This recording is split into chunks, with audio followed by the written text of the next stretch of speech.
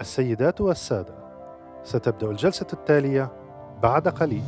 Ladies and gentlemen, the session is about to start. Thank you.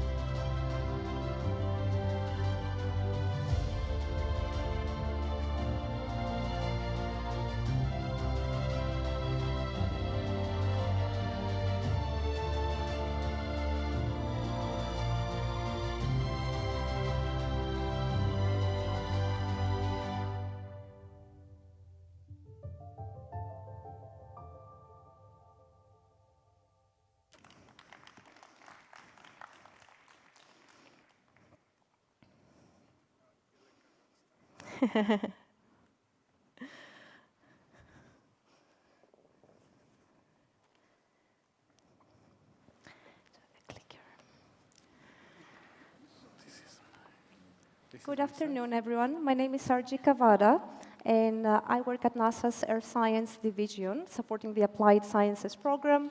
I am also the Executive Secretary for the Group on Earth Observations, EO for SDG, or Earth Observations for the Sustainable Development Goals. And it's my great honor and pleasure to be here with you today and with our excellent set of panelists to be talking to you about opportunities and examples of Earth observation contributions to the Sustainable Development Goals and the 2030 Agenda for Sustainable Development. So our session today will focus on providing different perspectives from UN entities such as UN Environment and UN Habitat that are involved in both developing methodologies but also working with countries to help build capacity so that they can be monitoring progress and achieving the Sustainable Development Goals, targets, and indicators, as well as perspectives from countries that will provide examples of use cases, examples of how they are using Earth observations and geospatial information, along with national statistics, administrative data, and other data sources for computing, producing these indicators, and informing sustainable development, decision-making, and management strategies. And lastly, we will also have perspectives from the Earth observation community itself and experts that we have here with us today, and they will be sharing how they are working through international collaborations and initiatives with UN entities and countries to understand how Earth observations can be better put to work in order to help countries achieve sustainable development. So without further ado, I would like to introduce you today our first panel for this session. And so we have with us Robert Ndukwa, who is currently the officer in charge of the Global Urban Observatory Unit in the Research and Capacity Development Branch at the United Nations Human Settlements Program, UN Habitat, in Nairobi, Kenya. Robert is primarily responsible for the UN Habitat's global urban monitoring and reporting on the SDGs, and also doubles as the chief statistician for UN Habitat. With us, we also have Gillian Campbell of UN Environment, and so Gillian is a senior statistician at UN Environment, and her work focuses on the SDG indicators. This includes developing methodologies for Tier 3 indicators, managing data reporting for Tier 1 and 2 indicators, and also designing capacity building initiatives to support countries in monitoring the SDGs. Next with us, we have Mr. Enrique Ordaz, who is currently Director General of Integration, Analysis, and Research at the National Institute for Statistics and Geography, INEGI, in Mexico. And he has collaborated for several years in methodological projects, data production and analysis of socioeconomic statistics. He is also the co-chair for the Interagency Expert Group on the Sustainable Development Goals Indicators, or IAEG SDGs, for those of us that are deeply involved in the SDG landscape. Next with us, we have Mark Paganini. And so Mark is a technical officer of the European Space Agency, ESA. He belongs to the Science, Application and Climate Department of the ESA Directorate of Earth Observation Program with more than 25 years of experience in Earth observation satellite missions. He represents ESA in a number of multilateral environmental agreements, such as the Convention on Biological Diversity, the UN Convention to Combat Desertification, the Ramsar Conventions on Wetlands, as well as the 2030 Agenda on Sustainable Development. And our last speaker for this panel is Robert Chen. Bob is director of the Center for International Earth Science Information Network, a research unit of the Earth Institute at Columbia University in New York. He also manages the Socioeconomic Data and Applications Center, CDAC, part of NASA's network of Earth Science data centers for more than 2 decades, and co-chairs the thematic research network on data and statistics trends of the United Nations Sustainable Development Solutions Network and the data sharing working group of the Group on Earth Observations. And of course, the biographies of these speakers are much longer, but I've just chosen to share a few of the important things that they all do on their everyday lives. And so without further ado, what we will do now is we will have our speakers provide brief remarks accompanied by some visualizations and slides, and then we will have a set of questions, and we would like to engage you, the audience, in a discussion and in a question and answer time. So with that, please, Robert, if you... Thank you so much, Aji. Good afternoon, ladies and gentlemen. I'll just give a brief intro on part of the work that UN Habitat is currently leading. And when you look at Goal 11 in the SDGs, which focuses on cities and human settlements, you'll quickly notice that quite a number of SDG indicators that sit in that goal focus on how well we can measure and study our cities. And something that is quite unique, perhaps from the MDGs to the SDGs, is the fact that we have a larger set of spatially dependent indicators. That includes, for example, 11.31, which focuses on how our cities are expanding vis-a-vis the population growths. Or if you look at the one for 11.11 on slums, or the one on 11.71 on how much public spaces are available. And the interesting question that everyone had when these indicators were passed as part of the SDG global framework was how were these going to be monitored in a way that is timely, in a way that is feasible, but also in a way that ensures no one is left behind, and of course, not forgetting that all the SDG indicators are universal. In other words, they have to be reported by all the various countries.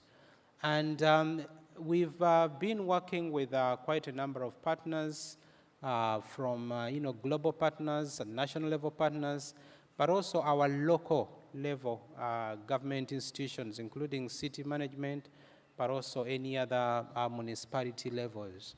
And we've been able to demonstrate, at least in quite a number of indicators, by developing the various methodologies that are required.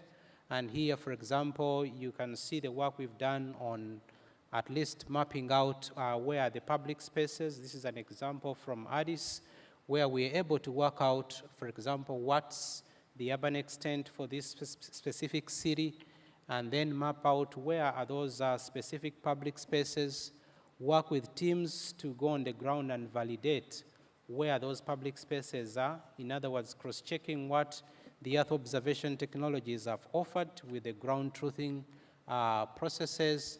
And then through that, we are able to build a profile of what type of public spaces, or these open public spaces, who has access and who doesn't have access. So in a way, many of these are technologically challenging, but with a lot of partners and with new technologies that are available, we are surely getting there. Thank you. Thank you very much, Robert. Gillian? Thank you, RG, and thank you for setting this panel up. I'm really excited to be here to talk to all of you today. So UN Environment is where I am working, and we are responsible for 26 of the SDG indicators. And UN Environment does not have a long history in environment statistics. Really, the SDGs sort of also influenced our mandate, and most of our indicators are Tier 3. And so when we started this, it seemed like an enormous challenge, and we kind of started with the question of how can we quickly get something on the board for a lot of these indicators where nothing exists? What can we do at the global level? What should be done at the national level? How can we have an approach that combines information available at these different levels? And so for all of our indicators, we tried to look at what sort of data sources we could use to do global modeling or to create some sort of a proxy, and a number of these would be involving satellite images. And so these are some of the indicators that we started with as sort of easy wins where we could create one level of data that uses globally available data and create something for everyone to get people on the board, and then a second level of data that is based solely on national sources and that would also still provide a way for national statistical offices to get involved, but would also provide something ambitious enough for those that already have a monitoring system in place. And so this is sort of the different levels of data that we decided to look at. As sort of the first indicators that we wanted to focus on in terms of the use of satellite data, we identified SDG indicator 661, which is on freshwater ecosystem extent. We identified the SDG indicator 632, which is on water quality, and the one that is 1411 on coastal eutrophication and marine litter. And so we've really been trying to see what we can do to advance these as a starting point in terms of how we can bring global satellite data together with in situ data, together with national expertise to create something that makes sense for everyone. And so I'm going to focus a little bit on how we've made this happen and where the challenges have been and where I see the opportunities.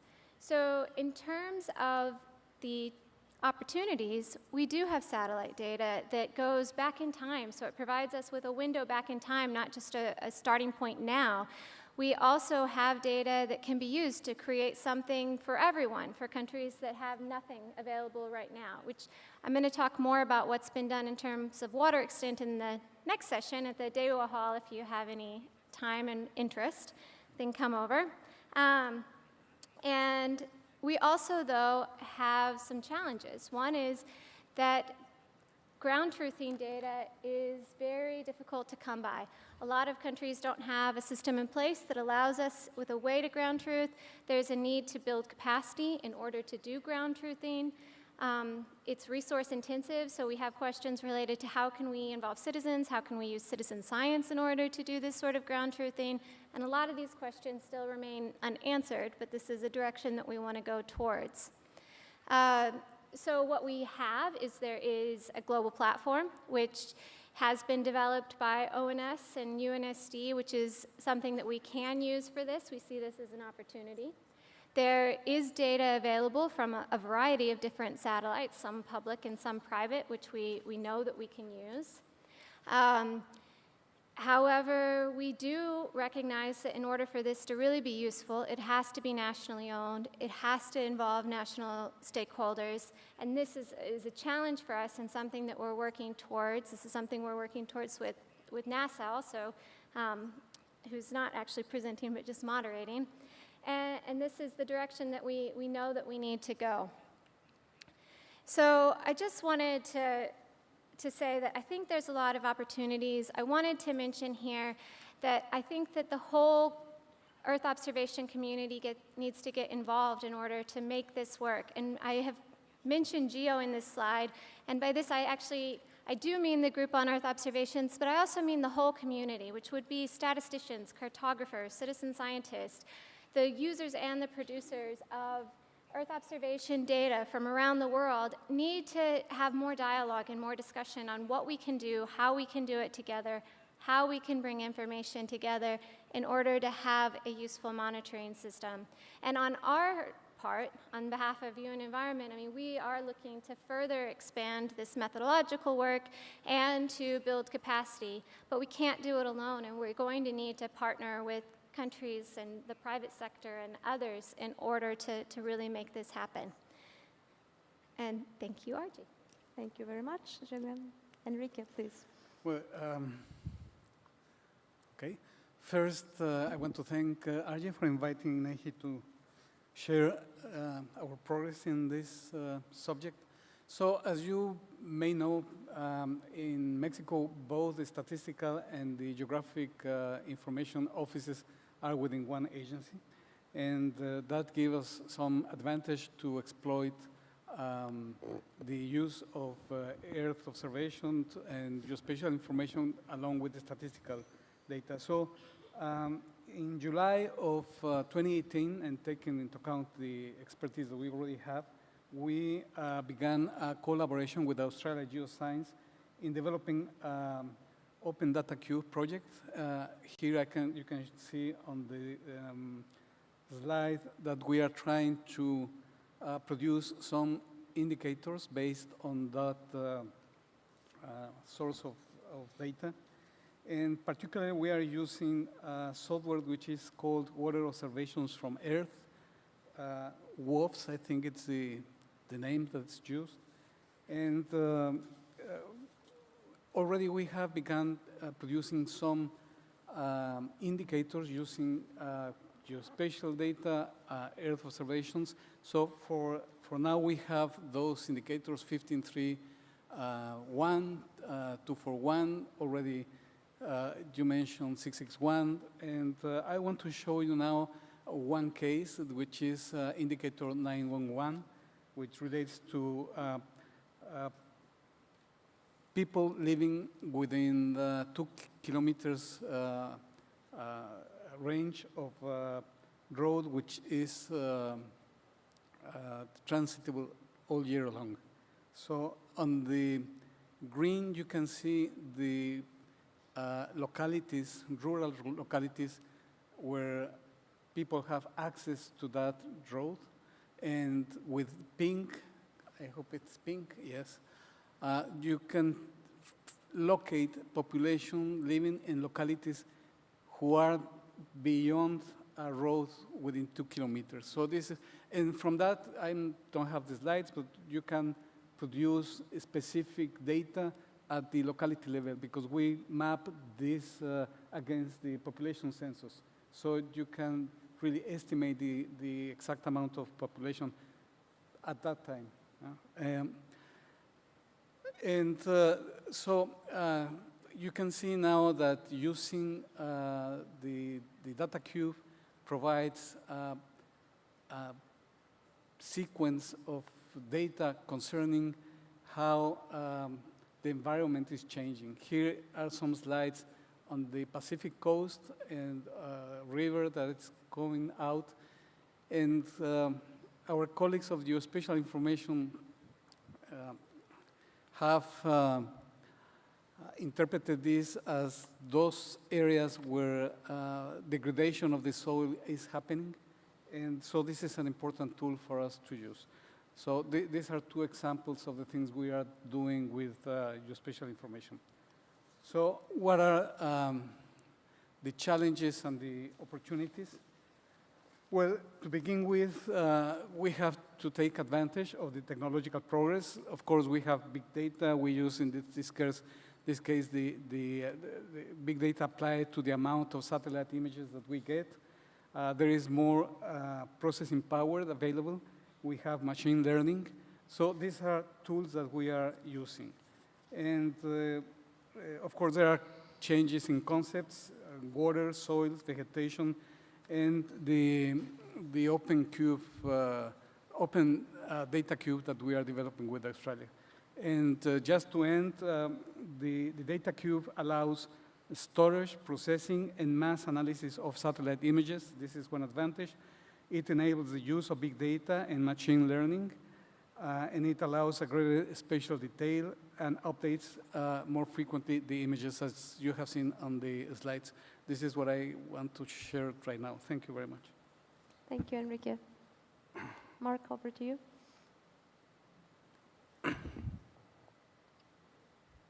Am I doing something wrong? Or? That's mine. Uh, Those are mine. so I think this is Bob's slide, so if that's okay with you, Bob, you can be presenting next. Okay. Okay. We changed the order, sorry. Yeah. Hey, Well, I'm pleased to have the opportunity. I'm going to talk about some of the same indicators as you've already heard, but the point I'd like to make fairly quickly is that clearly there's things that satellite data can do on looking at the environment and looking at some of the social indicators that are incorporated into the Sustainable Development Goals. But of course, all of these are important because they affect people, or people in some cases affect those parameters. And therefore, in many indicators, the population distribution is important. And as one thinks about taking action, making policy, leaving no one behind, one also needs better data on where people live and what the characteristics of those people are.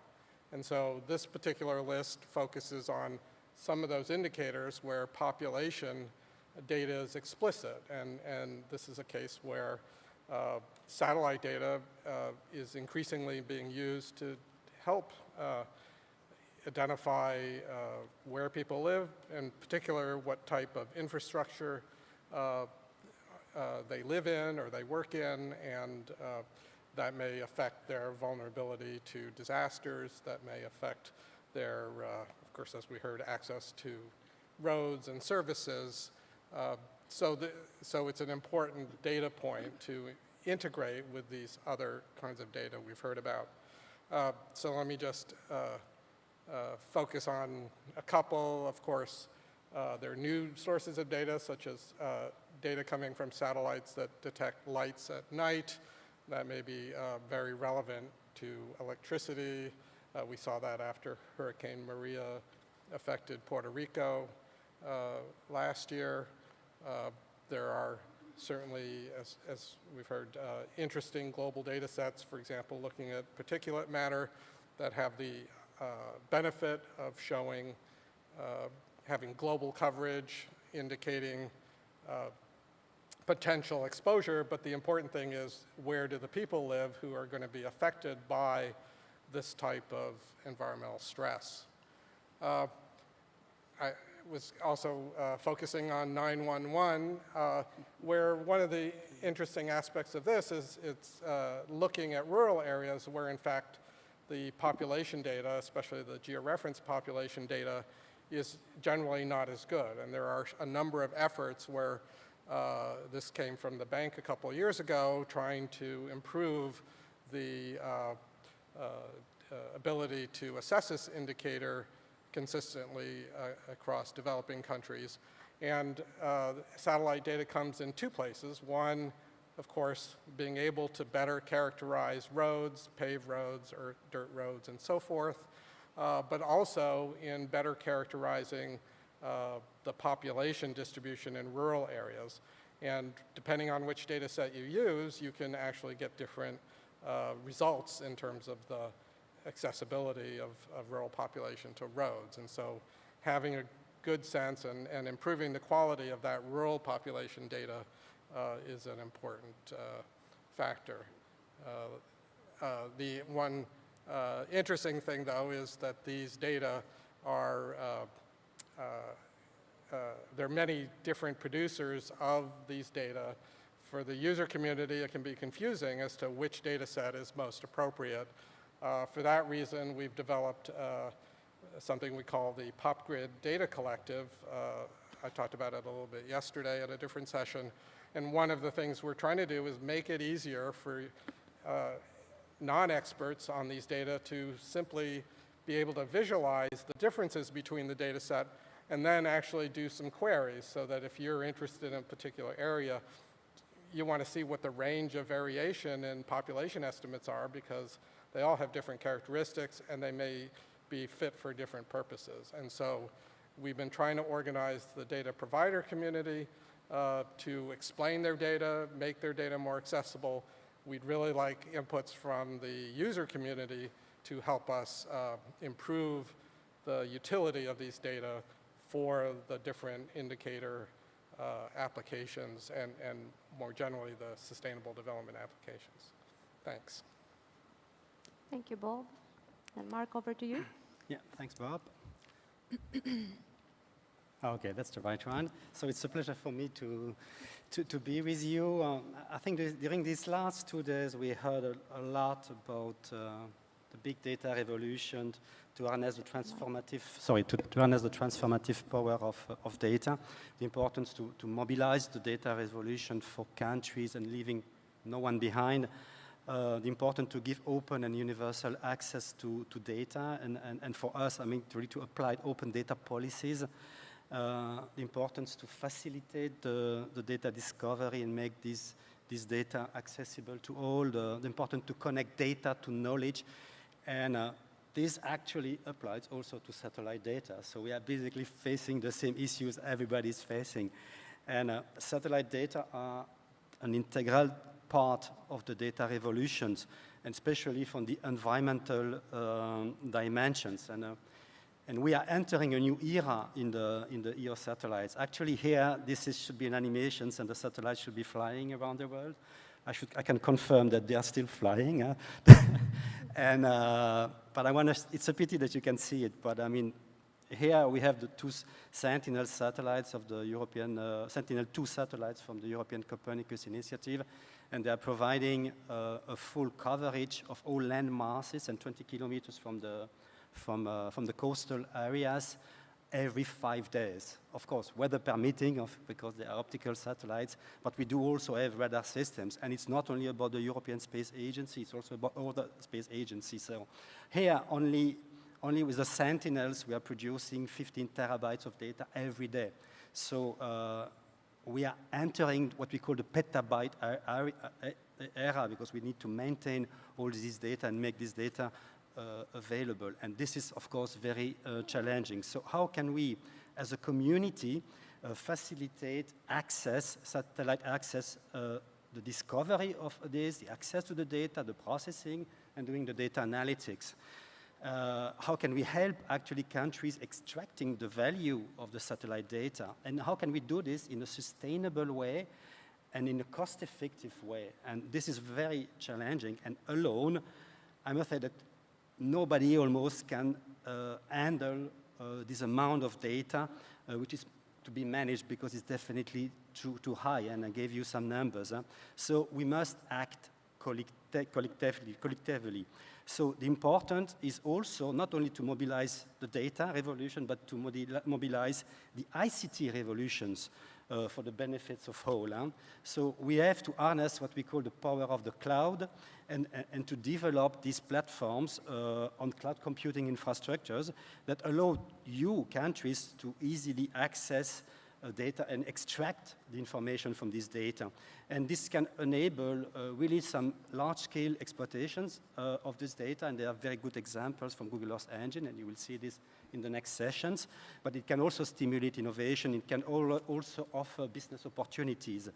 And this is already happening. I mean, you know Google Earth Engine, you know Amazon Web Services, or at least some of you. And, but everywhere, I mean, there are other approaches actually to provide this data easily without the necessity for countries to invest into big infrastructures, which is an essential issue and sometimes an obstacle that countries are or will be facing. It's also about partnerships, because we have to, by doing this, we also mutualize the cost. So the cost is going down also for everybody.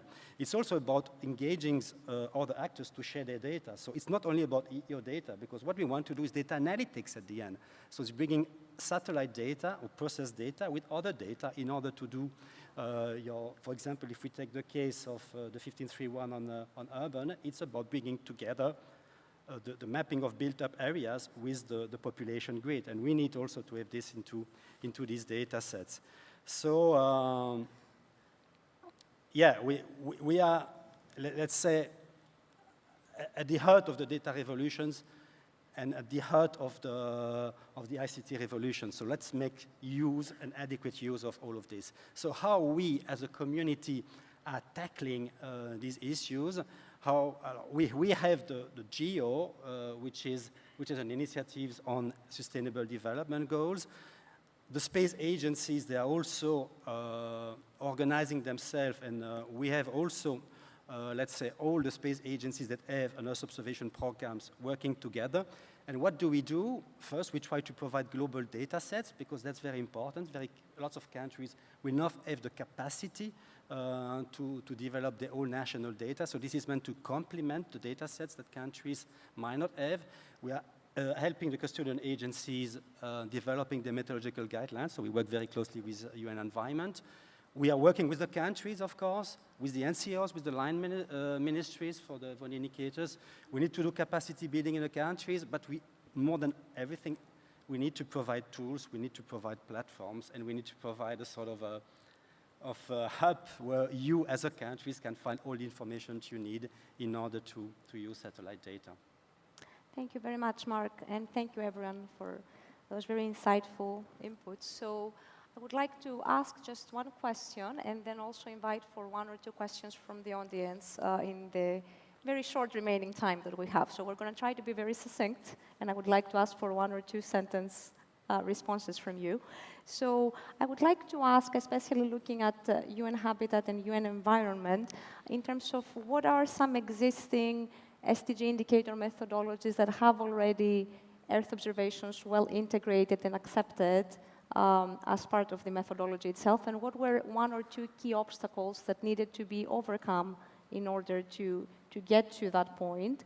And if you can also provide an insight in one additional sentence as to a challenge or something that still remains to be done in terms of enabling countries to be using these methods and the data itself more holistically to not only address the indicators but inform their sustainable development decision-making around this data information. And then to the entire panel, I just want to ask in terms of if you can identify one or two key capabilities that country-relevant stakeholders, national statistical offices, and line ministries need to develop in order to be able to be using the Earth observation data and relevant methodologies in order to be able to be informing their SDG process and achieving sustainable development. So if we can perhaps first go to Robert and Gillian and then... Thank you. I think very quickly, the work that we've done on 11.3.1, which is looking at the expansion of cities vis-a-vis the population growth, is one classical example where the method is ready and fully available for application at various levels. But the success of that specific indicator relies on the idea that you have to monitor and report on all the cities. And one of the major challenges, of course, is the fact that you must know where the cities are, where they start and stop, and how they are well defined. But then take that to the scale of coverage of all the cities in the world. And of course, for countries that have so many cities, it means replicating that computation by the number of cities that you have, and that is an enormous undertaking. But when you are working with Earth observation technologies, that can actually be fast-tracked. And I think the idea of applying machine learning or artificial intelligence is one aspect that can help in those regards. Very well. Thank you, Robert. Gillian? Thank you, RJ. So we have SDG 661, which I mentioned on freshwater extent, which has 3 sub-indicators under it. So it has one on water-related water extent. It has water quantity, which is something that would have to be measured nationally, and it has wetland or freshwater ecosystem extent.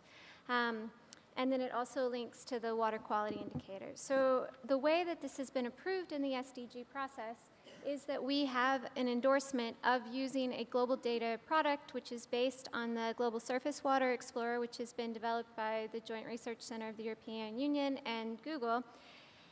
And then we are aggregating this information up to national level time series data. This is the underlying source of the data would be the Landsat images, and then they're adding the Sentinel images in. So it's really been a partnership with NASA, with ESA, with JRC, with Google, and with us.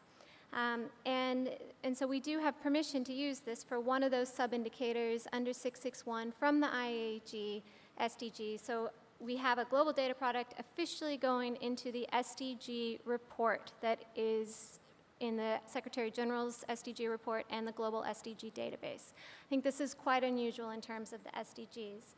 However, there's a number of things. One is that we do need to build trust in the data. Mostly this is an issue of people understanding what this data is, understanding the underlying metadata, understanding how it can be used and what it cannot be used for. So I think that's a major gap, and we need to also build the capacity of countries to validate this data and to let us know what this data is doing and what it cannot do. Additionally, we have the gaps on the other sub-indicators. Most of these would also be based on Earth observation, and when we tried to collect data from countries, we only got around 40 responses, and the quality of some is less than the quality of others, and so we don't have something that we can use for indicators related to water flow, water quantity, or water quality, actually. And so that's something that we definitely need to build up. And then this is something that we also want to expand this approach to our other indicators, the ones on oceans and the ones on water quality, using at least chlorophyll A as sort of a flagging indicator, but we're not quite there yet. Thanks. Okay, thank you. Thank you. Very, very quickly.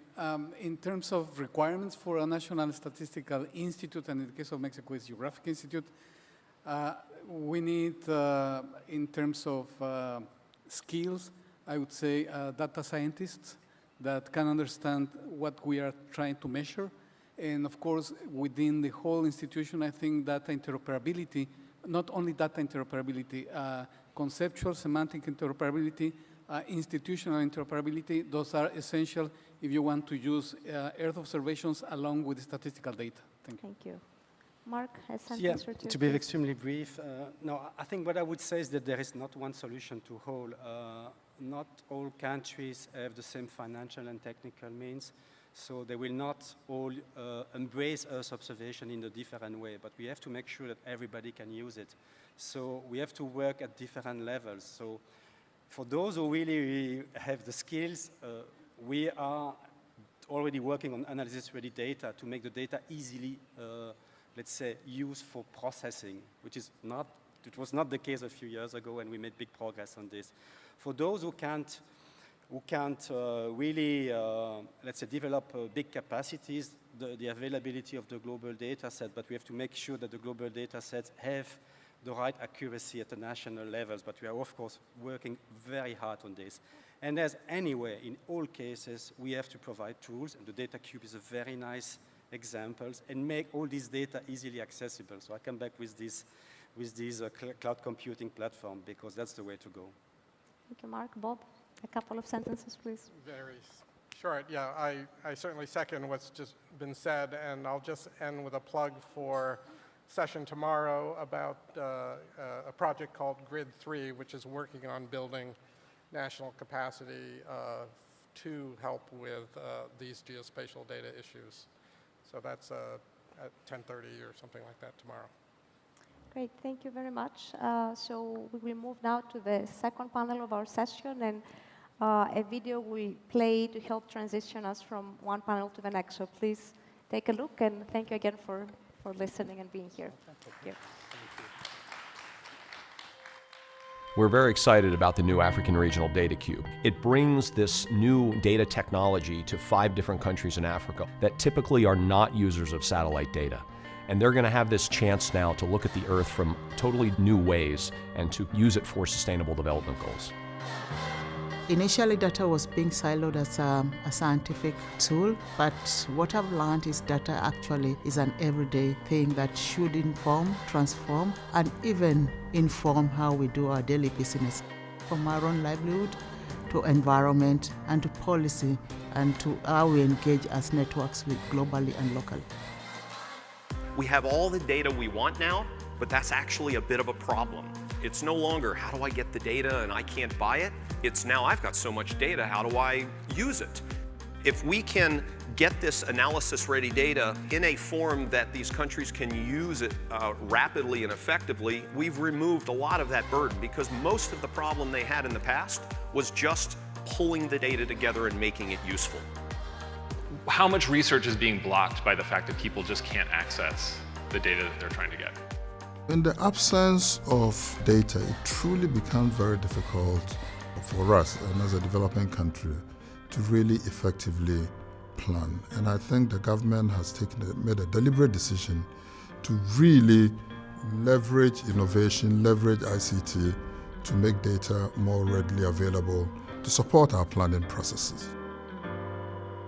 Earth observations, both from satellites as well as from ground-based stations, in situ data and data from airborne sensors can help when combined with other sources of data such as national statistics, administrative data and other types of data sources, including citizen science, crowdsourced data, can really help countries monitor and understand how to better monitor and achieve progress towards sustainable development in a consistent, cost-effective and timely manner.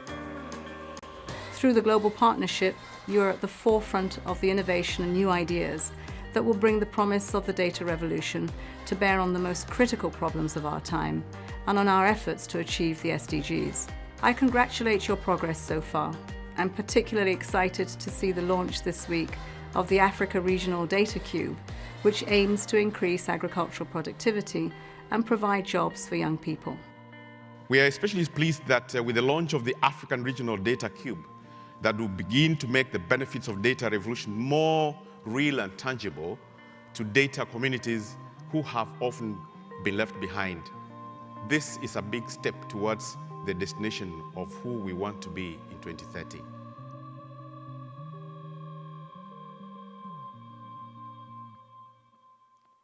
All right.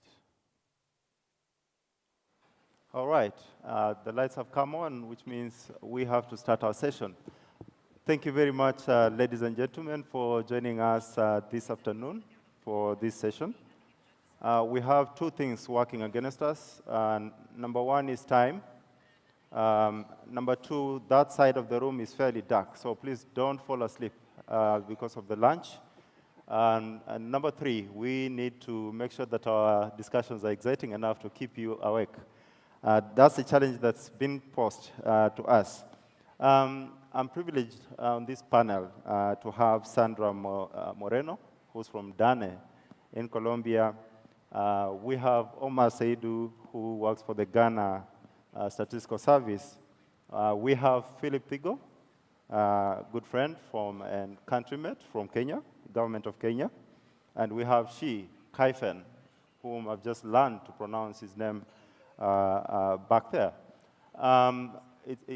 What we're going to discuss really at this point in time is the more practical stuff, country-level experiences in terms of how are these different organizations and countries really applying Earth observations data to meet the needs of the Sustainable Development Goals.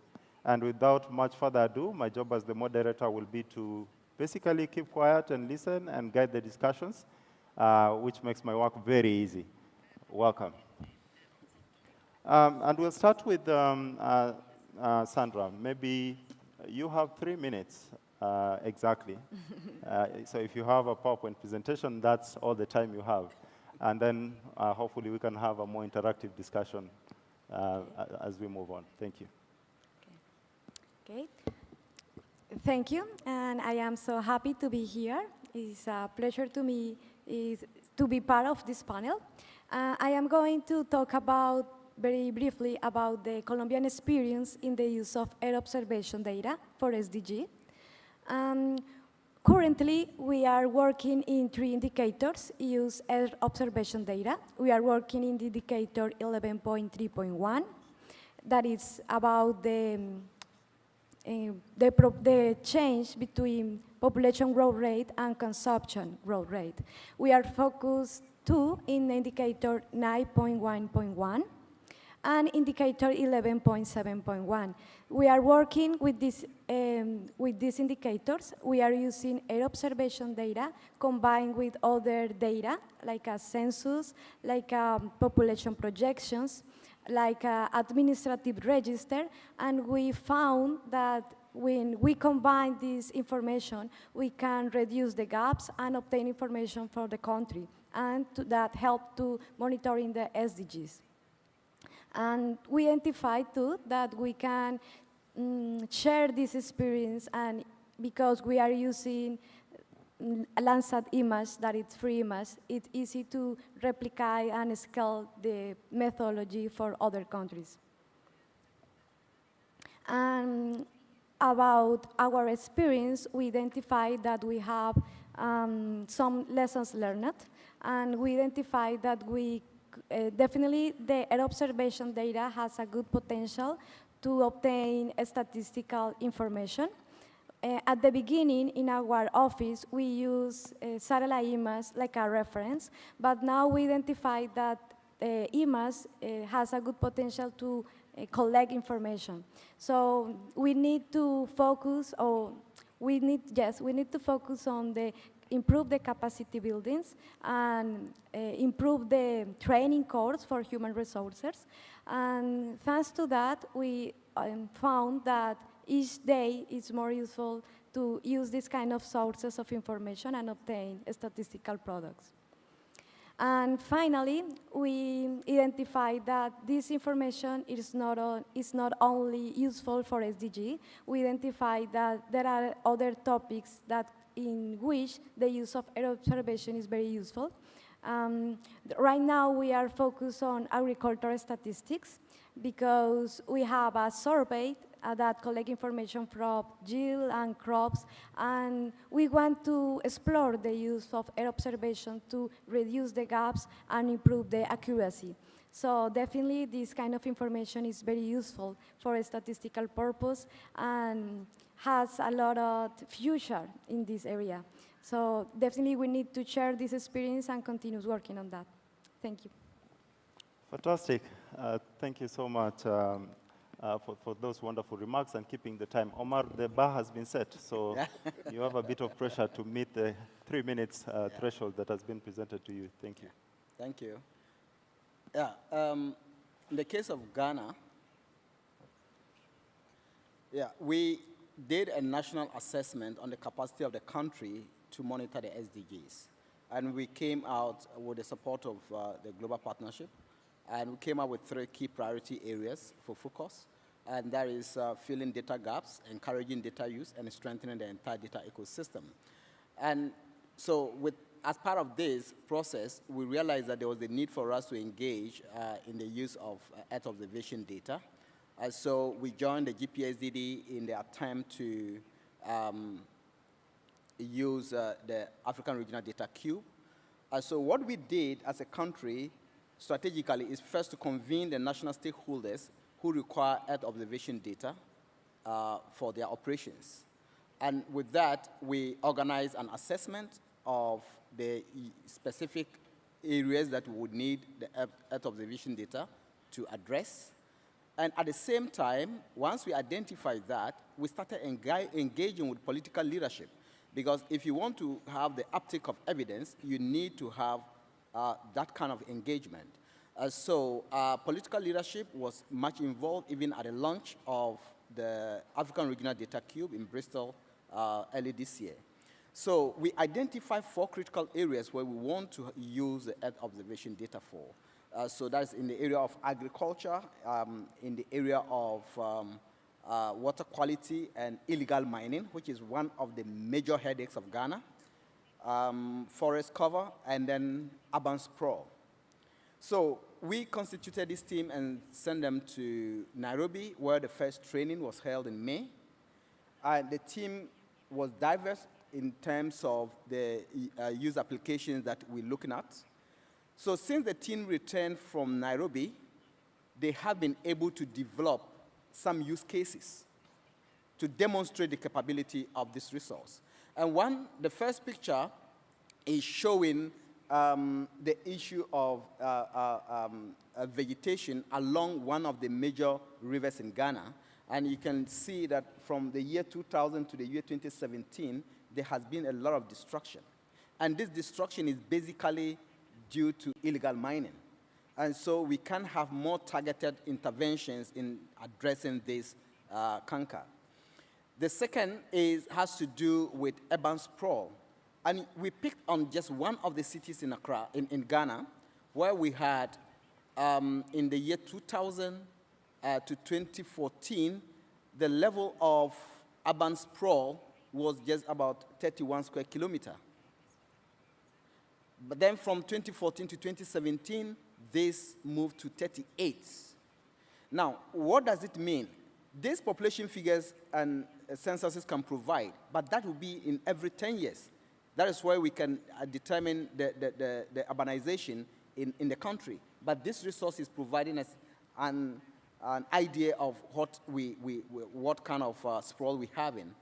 Secondly, what is the level of the provision of social services? Is it matching up with the urbanization we have in the cities? So this gives reason for us to start thinking of what to do. So with this, then we thought, our National Statistical Law was established in 1985. That did not envisage the use of Earth observation. So currently we are reviewing our law, and that has a clause in giving the mandate to the NSO to explore the use of geospatial information. At the same time, we're working on a data quality assurance framework to ensure that we're able to guide the production and the utilization of data. We're coordinating the National Statistical System to ensure that we produce use cases that are relevant to the country. And at this point, we also engage in trying to build the capacity of many more institutions and individuals who would bring this resource to life. And so in the next couple of weeks, we're going to have a training of over 50 additional people. We initially trained 8. Now we're going to train 50 additional people, and we'll move it up from there. We are also engaging with other stakeholders in trying to mobilize resources to try to integrate this. If you look at the Ghana map at the end, what it's telling us is the poverty at the local level. Now, what additional layers of information can geospatial information provide that can throw more light and give more insight into the level of poverty in the different areas of our country? And these are the things that we have started doing. Thank you. Thank you so much, Omar. Let's hear from Philip. Yeah, so basically I'm giving up slides for some very critical conversations. I think so you've had, the training was done in Kenya, and there's a lot of those conversations that have gone on how we can use Earth observations. I think our thinking from where I sit, especially at the presidency, is that there's always a question of scale. And there's a question of how do you create a common pool of resources that various ministries, department, agencies, but different data communities can actually harness. And how can you prioritize how you resource this, whether it's skills, capacity, technology, or money? And so I'm going to focus on on a very simple theme of shared. I think we see Earth observations, I think, as a potential shared value, especially for SDGs, and something that one individual country can actually engage with other countries on a common language. So we've seen how the African Regional Data Cube was curated. It was how Kenya engaged NASA, GEO, and CEOs in a very simple conversation of a cup of tea, and in about 1 year, we have 5 countries engaged in an infrastructure that is actually supported with a company like Amazon Web Service that actually has given us free credit. And also just a person like Global Partnership putting in a resource and training from Silicon Valley that has now enabled a lot of those examples you've seen. So I see that as perhaps a new narrative or a new paradigm. The other bit is, I think, of shared responsiveness. There's actually now a critical conversation on how you can use space science and Earth observations to have conversations with farmers and other users of data to respond to everyday emerging needs. So in a case like Kenya, we've worked with companies like Uber to respond to flooding on everyday traffic situations. So this conversation, I don't think would have been possible. The other bit, of course, is how do you build a talent pipeline that is local? but also how do you engage with external players based on your needs and demands? And I see that, I think, for me, as being kind of new, and what Earth Observations is actually creating. The other bit, I think, that we are seeing is a potential for scale. So we are seeing now RDC, or Africa Regional Data Cube, being scaled up into Digital Earth Africa in less than a year again. And for me, that is what I think will be sort of, as we go forward, is how do we replicate this kind of partnerships and relationships that actually recognize that maybe let's converge and convene on where we're strong at, and let's see countries like those in Africa focusing on what they think should be essential in coming into conversation, because SDGs must be achieved by 2030. And I think we really have to focus on where we're strong. Thank you. Thank you so much, Philip. Shi, your comments? Thank you.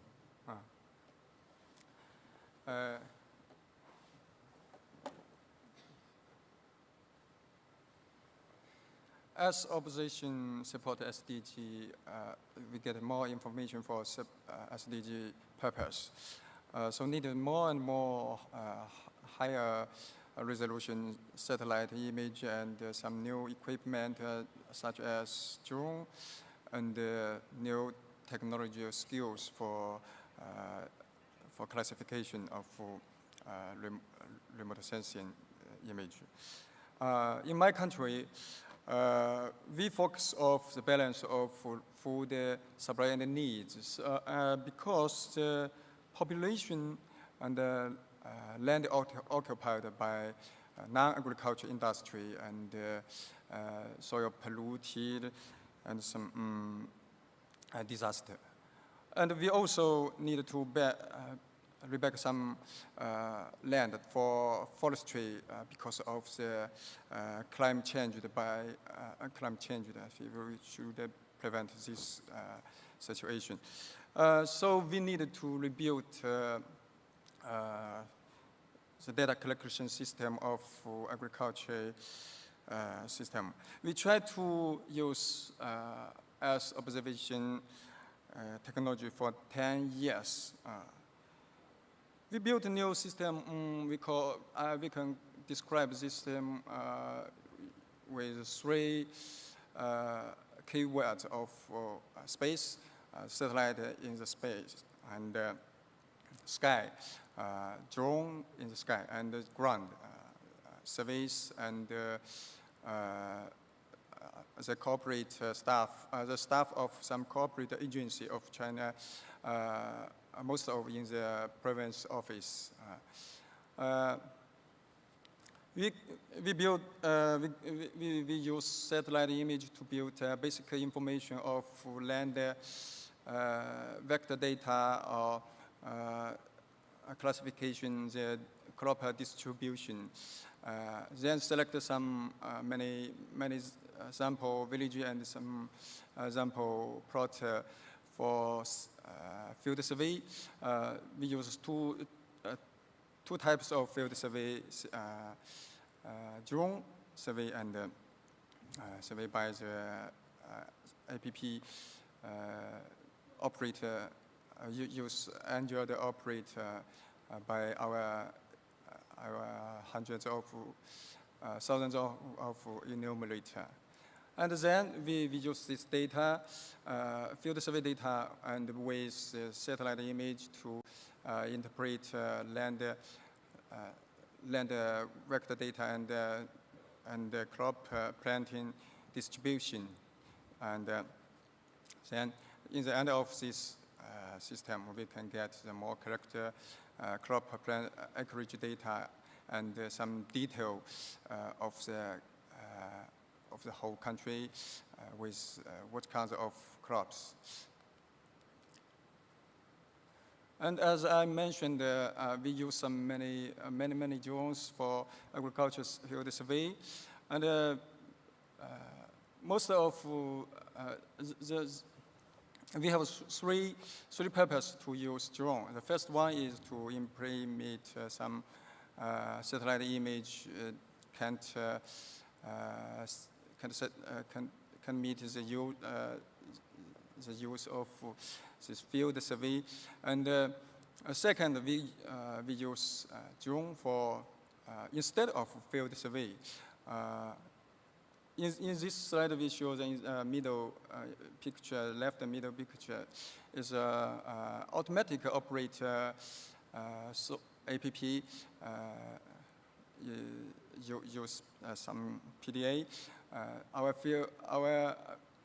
plight, we call it plight, we have already built some team of 900 plights with certification in the whole country. Maybe average number is one pilot with one county office. They can use drone to, instead of some parts of field survey, to get the information of what is spent in some land. And as I said, perhaps we use drone to, instead of some statistic by enumerate in animal, grass animal land, maybe more correct than human to state how many numbers of the cattle in this grasses land. And as I said, I want to show what we used. This is a field service software and maybe APP. We just combined remote sensing image and land vector data to improve the efficiency of field survey. And they just ignore the measurement of the area. So they can find the every selected village and select a village and select plot land navigate by this app. And the last one, we already tried to some new algorithms for just like deep learning. We try to do more efficient about classification of agricultural land and non-agricultural land. So we have some new funding with this. Maybe we can get save our budget or some less jobs of this classification. Okay, thank you. Okay. Yeah, thank you very much. I work for the Global Partnership for Sustainable Development Data, and of course, one of the things that we are hearing a lot more is that with ambitious agenda set on the SDGs, really, we seem to be running out of time, and very soon we'll be scrambling to try and meet the requirements that our member states have really committed to. And of course, the Africa Regional Data Cube, as Philip rightly put it, is one of those collaborative mechanisms that's demand-driven, really looking at what are the needs at the country level, which specific sectors do countries have a felt need for Earth observations data. So this partnership with NASA, CEOs, Strathmore University, the government of Kenya, Group on Earth Observations, and others is just one of the ways that we see potentially a means to bridge the gap, the data gap. And of course, through Digital Earth Australia, we hope to build on the foundation of the Africa Regional Data Cube to provide a continental-wide solution that's going to make free and open source Earth observations data available to all the African countries. Now, one of the things I'm grappling with is you have the data, which is open source, then you have the infrastructure, which is, for example, the Africa Regional Data Cube, and you have the Colombians also doing a lot of work in developing and testing methodologies. We've seen some of the indicators. What does that really mean in terms of impact? What is the ultimate aim of using these Earth observations data to really focus on how we are going to deliver the SDGs? So if any of you could respond to that, it would be fantastic. Yeah, in our case, you realize that we have aligned the SDGs to our own medium-term development framework. And as I indicated earlier, one of our key challenges is illegal mining that is destroying the water bodies, taking away farmlands, and destroying the forest cover generally. Now, one of the key things we identified, if we can use data stories to show the population that what has been the destruction of our environment over the last 30 years, and what is the trajectory like in terms of access to land for agriculture, in terms of access to potable water. Now, you will have a situation where the general population would take up the duty to safeguard the environment, to ensure that people would not go in to destroy their lands. And that would be a way to sustainably ensure that we have access to land for agriculture, we have access to water. And that is one of the things that we're seeking to achieve, at least one of the many things that we have set out to do. Thank you, Mark. Philip? I think in our view, it's very simple. I think citizens really don't care about the 17 goals. I think it's really the agenda. And the agenda is ending extreme poverty and leaving no one behind. And I think for me, Earth observations is one of those particular data sets that have an impact every day on citizens. And if you can be able to collaborate at this level, but deliver the ultimate objective of the agenda. So if a farmer knows that X number of practices is why there's a lot of food waste, or why their crops are not growing, or the seasons are changing, and the climate is shifting, then they can change their practices. And I think for me, this is what I see. We focus on the technical, but with ARDC and the co-creation element of it, and the engagement that we bring around it, simply means that everyday citizen gets the data in the simplest way possible, in the means that they can, whether it's simply through smartphones or SMSs, that they can make decisions in their everyday life. So for me, this is why this co-creation element is important. Scientists focus on what they do, techies focus on what they work, farmers get what they need at the end, and they make decisions on their everyday life. Sandra? And yes, for me and in the Colombian experience, I think that we have two important impacts. The first, we reduce gaps. In my presentation, I showed that we calculate 3 indicators. So at the beginning, we don't have information about these indicators. So thanks to the use of air observation, we can reduce the gaps, and we can calculate information that we don't have. So it is great. And the second, I think that we can improve the accuracy, because most of the information collected by surveys or even by census is declarative. So it depends on the answer of the people. And I think that with air observations, we can obtain information more accuracy, because it's the information in the field. So I think that these two impacts are very important: reduce gaps and improve the accuracy of the information. Thank you. Kaifan? Yeah, thank you. In my opinion, I think the first, most important is we should make it clear what has happened in the ground.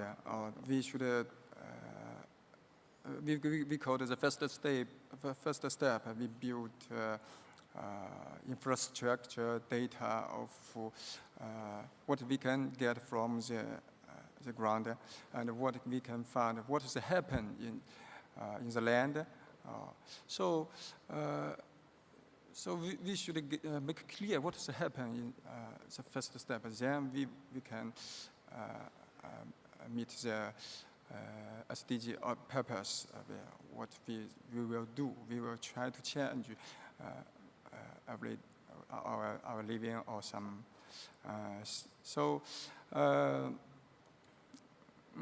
In our experience of use Earth observation for SDG purpose, I think we should build some new system to get more character information, and then we can give useful policy to solve the problem. So thank you. All right. Thank you very much. We have exactly 8 minutes, 17 seconds. I'd like to give the audience the opportunity to ask a question, or maybe two questions from the audience, one from a lady and one from a gent. And then we'll wrap this session. We're being gender sensitive here. Any questions from the audience? Your name and very brief question. My name is Dennis Waniki from Bien Habitat. My experience dealing with countries and spatial data is that most of these countries do not have policy or legal structures to integrate alternative data or data generated from alternative sources into official statistics. I don't know what the cases of Colombia, Ghana, Kenya, and China are, whether you have the frameworks which put spatial data, for example, into the mainstream statistics. Fantastic. Let's have a lady. At least there was a chance. Thank you. Hello. My name is Rachel and I'm from Malawi. I wanted to ask if any of them have actually integrated geospatial data and other modern or non-traditional data sources like mobile network operator data. I'm interested in that. Thank you. Fantastic. Two very precise questions. I hope to get a response from each of you, then we can wrap up the session. Yeah, so policy and legal frameworks. I'm glad that came up from the audience. It's a big issue, and yes. And then the integration of geospatial information. Yeah, I would take the one on policy and legal framework. I think, as I did mention earlier, in our case, we realize that the current law we operate with does not have the legal space for the NSO to integrate geospatial information into official statistics. So we're currently drafting a new bill, which as we speak, is in cabinet. So we hope that before the end of this year, it would be in Parliament and eventually would be law. And we have a clause in there mandating the NSO to explore the use of big data generally and geospatial data for official statistics production. And at the same time, we're developing the data quality assurance framework to guide the data production. So that is very critical in ensuring that as you open up the space, you do not end up making, giving room for everything to come in. Yeah, thank you. Thanks so much, Sandra. Yes. Well, in Colombia, we have a national statistics plan, and this plan defines the vision of our statistics. And we have different strategies to work on that. And one of these strategies is focus on the integration of statistical and geospatial information. So this strategy looking forward to improve the use of air observation, geospatial analysis inside the statistical production. So in the focus on that, we are developing different projects that use these new sources of information inside the statistical productions. So this was our door that we used to start in this project. So we identified that need to continue work on that. We need to identify the flows that we need to take into account, and we need to identify the process of quality assessment and different things. But the thing that helped us a lot to use and integrate this information was the National Statistics Plan, and we know that we need to continue on that. But this was, yes, the door that we used to start with these topics. Thank you. Let's have Kaifen, then we'll come back to you, Philip. Okay. First, I think the different country with different situation, maybe Chinese case is not suitable for you. And in our country, different government department in charge of different indicators of data collection and statistic. And in this case of observe, as observation, we use some land use data from another department, and we in charge of the food, most of the crops of agriculture, and we produce the data of acreage and production. So, thank you. I think in our case, we have enough policies that exist. We have a national spatial data infrastructure, of course. We have also, I think in our case also, we have spatial plans, a law that mandates subnational units actually to develop their own spatial plans. And so I think it's basically then how do you ensure that you sort of have a very inclusive national statistical system? How do you build capacities to harness geospatial data? And I like the question of layering spatial, how do you layer geospatial data with other data sources? In our case, we've done it during a disaster. We did it during an El Nino period where we were able to use the capability of the presidency to work with telcos to release anonymized data. But that was a very special case. But I think the idea is, and how do you make sure this becomes organic?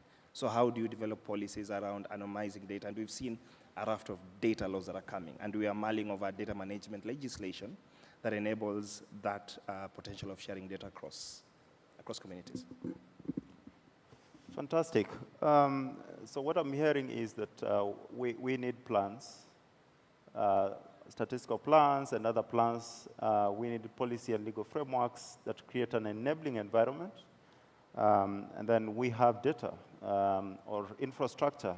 I think it's a case of chicken and egg.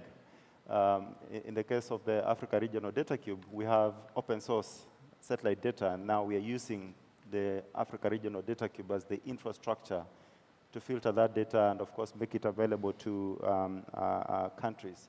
There are issues around capacity, both technical and resources, effective packaging of the products that come out of that, and then action, which I think should be the focus in the next couple of years, months, as we move forward. We are really focusing on how these products, inspire action in the different countries to achieve impact on the Sustainable Development Goals.